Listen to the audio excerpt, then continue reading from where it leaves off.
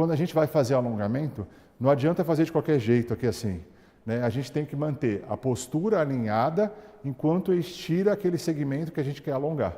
Mas a pessoa tem que estar numa postura correta, equilibrada, o corpo como um todo. Porque daí a pessoa já vai tendo uma informação de qual que é o seu posicionamento correto, que ela se apresenta uma boa postura, enquanto estira o segmento. Então, por isso que a gente faz uma maneira mais fácil de fazer um alongamento de adutores de forma bilateral, porque daí você diminui diferenças de um lado com relação ao outro. Então, aqui, né, eu pedi para ela manter a coluna preservada, tá? Quando ela está fazendo esse alongamento, ela está alongando os isquiotibiais e os adutores. Então eu peço para ela, esses são músculos que são retroversores da pelve. Então eu peço para ela fazer o movimento contrário, para ela empinar o quadril, ó, fazendo anteversão. E aí ela vai fazendo o movimento, mantendo primeiro a coluna alinhada. Se ela perder isso aqui, ela já está fazendo um movimento que está sendo facilitado, perde uma das finalidades do exercício de alongamento, tá? Então eu mantenho a coluna preservada e ela faz o afastamento e a extensão dos joelhos para alongar adutores e isquiotibiais de forma bilateral, para a gente ter uma equiparação no comprimento e no tensionamento dos adutores, principalmente quando tiver essas diferenças, né, entre esses adutores. Para melhorar aquele agachamento que é... Agachamento que é discrepante, tá, né? Eu faço a base afastada, tá? Porque eu tenho um controle melhor ali na questão da base, da mobilidade do tornozelo, e aí faço esse alongamento de adutores aqui. E ela fica parada assim? Pode fazer de forma estática, tá? Séries de 30 segundos de movimento, de 1 até 4 séries de 30 segundos seria interessante, tá? E aí, assim, eu progrido com ela. Como é que eu faço a progressão? Pode levantar, não? Eu faço, o step, por exemplo. Eu aumento a amplitude, eu necessito de mais alongamento e vai dificultando a vida da nossa Lohane aqui.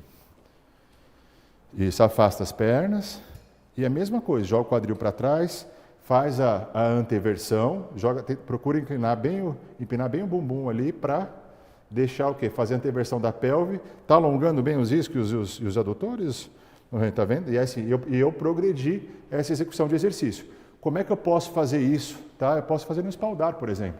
Vou baixando o nível da escadinha do espaldar. Que a gente se alonga. Exatamente. Vou baixando o nível do espaldar enquanto ela vai fazendo o movimento. Ou posso fazer, olha que interessante, senta aqui no step, pode ser de frente para a câmera. E aí faria Coloca a mão na dias, frente aqui. Fêner? Pode fazer todos os dias, não tem problema. Tá? E preferencialmente no dia do treino de perna também, porque esse tipo de alongamento ele tem um efeito agudo importante, um efeito que ele fica remanescente ali até por 1 hora. E o que acontece? Ela tem essa equiparação de excitação, mas a diminuição dessa hiperatividade muscular e ela tem um aproveitamento melhor do treino referente a esse estímulo de alongamento e também do treinamento de mobilidade. Então ela faz aqui, faz o step.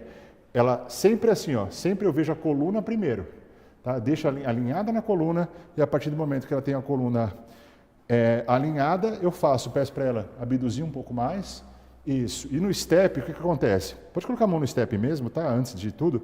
Uma outra situação que pode ser interessante. Pega a bola para mim. A bola pode ser importante nesse processo, tá? Por quê?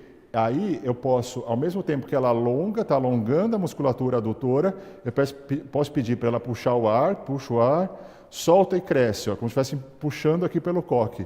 Tá? E aí eu alongo a musculatura, igual a musculatura da coluna também. Então por isso que esse alongamento é chamado de alongamento global ou alongamento postural. Tá? Que eu vou diminuindo essas diferenças e alongando o corpo como um todo numa postura de uma forma mais correta. Puxa o pé para você.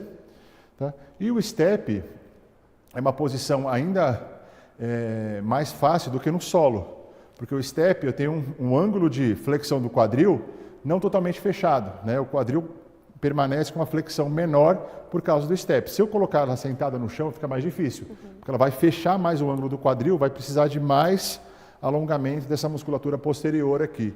Tá? Então, progressivamente, seria você usar na posição no chão, ela sentada. E conforme vai ficando fácil, eu vou dificultando. Você vai dificultando para ir evoluindo. Não então, adianta começar já no mais difícil. Porque senão vai... não, sempre assim, ela tem que estar na postura correta para fazer o exercício. E aí você vai dificultando. Se ela fizer cheia de compensação, o exercício não vai ser tão eficiente assim. E a dica que eu é sempre ver, a coluna dela tem que estar alinhada aqui, tá? Então, assim, sempre na posição alinhada, E aí ela até começa, como é que você posiciona o aluno? Deixa eu tirar a bola aqui, só para a gente verificar. Posiciona o aluno, flexiona os joelhos. Isso. Eu peço para o aluno acertar a posição da coluna. A partir do momento que ele acerta a posição da coluna, ele vai arrastando as pernas para frente sem perder a coluna. Como se fosse arrastando o calcanhar, afastando. Tá? Ela não pode perder a coluna. Porque se perder, se ela sentar em retro, que normalmente acontece nesse alongamento dessa musculatura, e principalmente pessoas muito tensionadas, você perde o objetivo. Então mantenha a coluna, mantenha o centro alinhado quando você vai alongando as extremidades. Tem para algumas pessoas que já fazer isso aqui já vai ser difícil. Já é difícil. Daí você pode utilizar algum outro recurso, um stepzinho um pouquinho maior, tá? A progressão que eu fiz com ela no espaldar ou no caixote.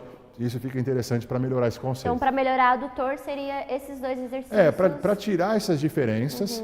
Então, eu poderia fazer, você falou da questão da compensação do agachamento. Isso. Poderia fazer esse tipo de exercício de 1 até 4 séries de 30 segundos, que a literatura fala que tem um efeito legal, mais do que isso não vai mudar tanto, muda, mas com relação à eficiência de tempo, talvez não seja... não valesse a pena, assim, por conta do ganho que você tem, por exemplo, fazendo esse tipo de alongamento nessa quantidade, 4 séries de 30 segundos, e aí depois eu faria uma abdução, bilateral mesmo. Também para essa questão do adutor? Porque daí você diminui a diferença de força bilateral. Tá. Então, iguala bilateralmente, faz a abdução e aí faz o agachamento, que a pessoa com a base mais afastada, que ela costuma ter um controle melhor.